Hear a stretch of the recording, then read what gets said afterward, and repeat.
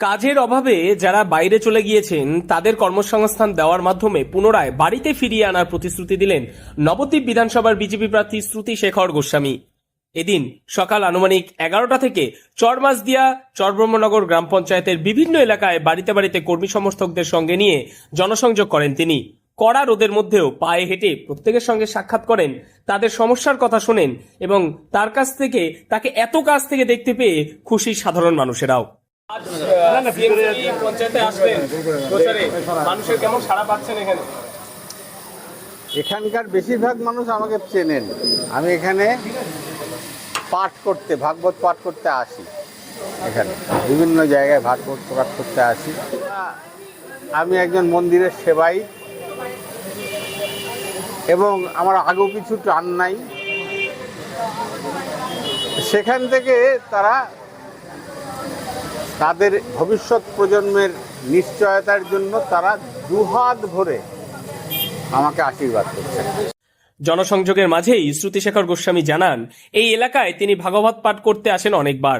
এর আগেও অনেকবার এসছেন, মানুষ তাকে যথেষ্টই ভালোবাসেন। এখানকার মানুষ ধর্মপ্রেমী মানুষ, ওপার বাংলা থেকে চলে এসেছেন শুধুমাত্র নিজেদের ধর্মকে রক্ষা করার জন্য, যা আজ আবারও সংকটময়। আগামী প্রজন্মের ভবিষ্যৎ প্রশ্নচিহ্নের মুখে। আমি একজন মন্দিরের সেবায়িত, এখানকার সাধারণ মানুষ দুহাত ভরে আমাকে আশীর্বাদ করছেন।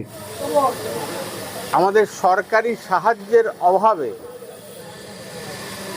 পাওয়ারলুমগুলি আজকে ধ্বংসের মুখে এবং কোনো পরিকল্পনা না থাকার ফলে আজকে পাওয়ারলুমের মজুরিও কিন্তু আমাদের অর্ধেক হয়ে গেছে। যারা একমাত্র দাঁত কামড়ে পড়ে আছেন তারা পাওয়ারলুমে যান, এছাড়া সব কিন্তু বিজেপি শাসিত যেসব রাজ্যগুলো আছে সেখানে গিয়ে কাজ তারা নিচ্ছেন, কাজ করছেন। বছরে একবার আসেন, মা ছেলে মেয়ের মুখ দেখেন, আবার তাদের চলে যেতে হয়। তো আমার যুদ্ধটা এটাই যে এখানে কর্মসংস্থানের ব্যবস্থা করা, পরিকল্পনা, আন্তরিকতা যদি থাকে আর যদি পরিকল্পনা থাকে তাহলে কর্মসংস্থানের বিষয়টি কোনো সমস্যা নয়। এছাড়াও চরমাসদিয়া চরব্রহ্মনগর পঞ্চায়েত এলাকাটি একসময় তাঁতের জন্য বিখ্যাত ছিল। বহু হস্তচালিত তাঁত শিল্পীরা এখানে কাপড় বুনেই সংসার চালাতেন। এরপর সেখানে এলো পাওয়ারলুম। সেই পাওয়ারলুমেরও এখন সংকটময় অবস্থা, আর সেই কারণেই বেশিরভাগ তাঁত শ্রমিকেরা আজ অন্য পেশা বেছে নিয়েছেন কিংবা পেটের টানে ভিন রাজ্যে কর্মের জন্য চলে গিয়েছেন। তাদেরকে ফিরিয়ে এনে কর্মসংস্থানের সুযোগ দিয়ে এলাকাতেই করে দেওয়ার আশ্বাস দেন তিনি।